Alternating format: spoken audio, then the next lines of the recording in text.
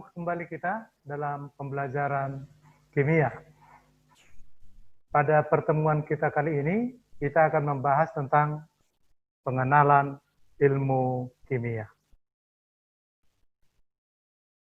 Nah, mungkin kita pernah berpikir, apa itu kimia? Dalam kehidupan kita sehari-hari, kita sering berjumpa dengan bahan-bahan yang ada di sini. Selanjutnya ada ini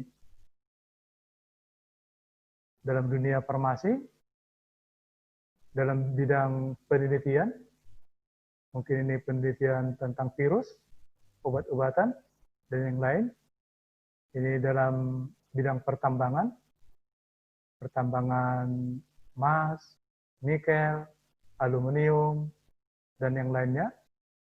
Kemudian ini sedang penelitian. Nah, berdasarkan hal-hal tersebut, maka kita lihat kalau kita mengenal kimia, kita akan mempelajari tentang materi, kemudian kita juga belajar tentang peranan kimia dalam kehidupan kita sehari-hari, dan apa manfaatnya bagi kita mempelajari kimia. Ilmu kimia. Ilmu kimia ini adalah cabang dari ilmu pengetahuan lain, IPA. Jadi dalam IPA ada biologi, fisika, dan kimia. Nah, ilmu kimia itu adalah ilmu yang mempelajari tentang susunan, struktur, sifat, dan perubahan materi, serta energi yang menyertai perubahan tersebut. Ada beberapa manfaat kalau kita belajar kimia. Dengan belajar kimia akan memberi pemahaman kita terhadap alam sekitar dan proses yang terjadi. Misalnya proses terjadinya besi berkarat. Ini terjadi di lingkungan alam sekitar kita. Selanjutnya produk yang menimbulkan masalah. Nah, ini produk yang menimbulkan masalah. Misalnya obat-obatan untuk hama, DDT, difenyl dikloroetana. Kemudian produk yang bermanfaat. Nah, ini ada sabun, ada sampo, dan yang lainnya. Dan bahan kimia yang berbahaya bagi tubuh. Maka kalau kita sudah tahu itu berbahaya, supaya kita hindari. Oke, itu saya kira. Nah, selanjutnya, apa peran kimia terhadap ilmu pengetahuan yang lainnya? Nah, peranannya dalam bidang kedokteran, dalam bidang farmasi, dalam bidang pertanian, biologi, seni, kriminologi, dan lainnya. Mari kita bahas satu persatu. Yang pertama, dalam bidang kedokteran. Kimia dalam bidang kedokteran, bahwa seorang dokter menganalisis, mendiagnosa apa penyebab dari seseorang itu sakit. Nah, setelah diagnosa, maka dalam bidang farmasi menciptakan obat-obatan yang dipakai mengobati pasien yang sedang sakit sehingga mengalami kesembuhan. Kalau dalam bidang pertanian, kimia berperan dalam membentuk atau menciptakan pupuk. Nah, pupuk ini bermacam-macam, ada pupuk urea, TSP, mutiara, dan yang lain. Di mana masing-masing mengandung ada nitrogen, ada fosfor, ada kalium. Di samping untuk membuat atau memproduksi pupuk, kimia juga berperan dalam menciptakan atau memproduksi obat-obatan untuk hama penyakit tanaman. Nah, dalam bidang biologi, kimia berperan dalam metabolisme makhluk hidup. Kemudian dalam bidang seni, itu menciptakan keindahan. Misalnya cat, memperindah bangunan sehingga lebih menarik. Kemudian dalam bidang kriminologi, nah misalnya seorang polisi itu mentes seorang pengguna narkoba dengan mentes urinnya. Bisa juga untuk mengungkap proses pembunuhan dengan sidik jari si pelaku. Nah, itulah kira-kira tentang manfaat ilmu kimia dalam bidang ilmu yang lain. Nah, sekarang kita akan membahas tentang materi. Materi. Apa itu materi? Nah, materi ini lebih sederhananya bisa kita katakan benda atau zat. Kalau benda, pasti mempunyai massa dan menempati ruang. Maka materi adalah segala sesuatu yang mempunyai massa dan menempati ruang. Apalah contohnya dalam kehidupan kita sehari-hari? Buku, bahan makanan, uang, bolpoin, sepatu, tas, dan bahkan udara juga termasuk adalah materi. Jadi udara itu mempunyai massa dan menempati ruang. Maka udara juga termasuk materi. Sifat materi ada 4. Ada sifat fisika, ada sifat kimia, ada sifat intensif, ada sifat ekstensif. Nah, apa itu sifat fisika? Sifat fisika adalah keadaan fisis materi. Bagaimana titik lelehnya, titik didihnya, massa jenis. Itu termasuk sifat fisika.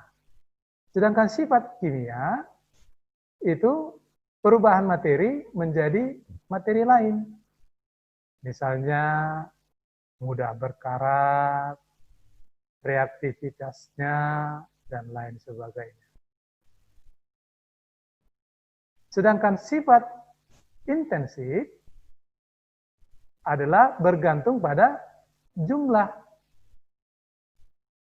Bergantung pada jumlah misalnya adalah massanya berapa, volumenya berapa mili, dan lain sebagainya. Sedangkan sifat ekstensif itu tidak bergantung pada jumlah. Contohnya, warna, massa jenis, dan yang lain. Nah, sekarang perubahan materi.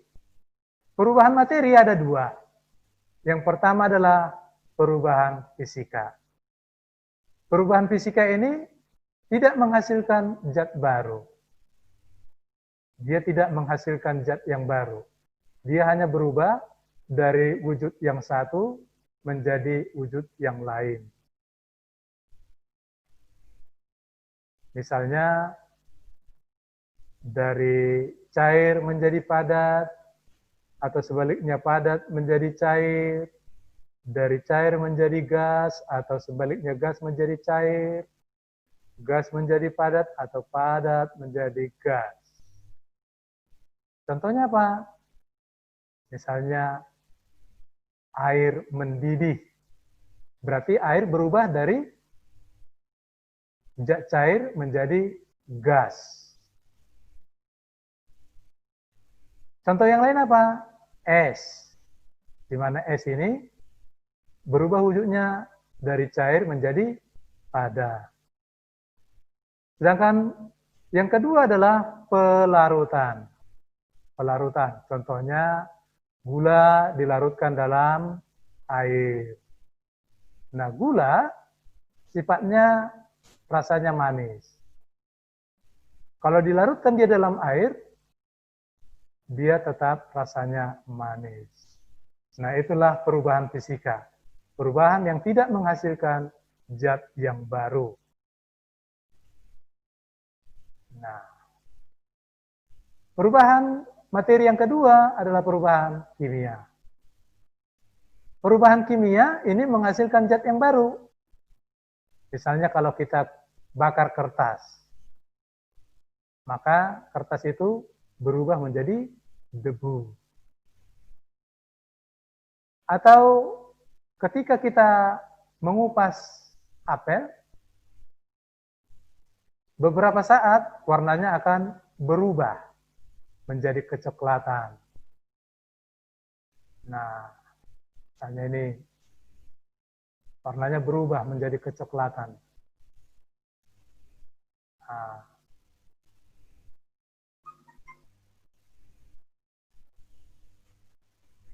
kemudian kembang api.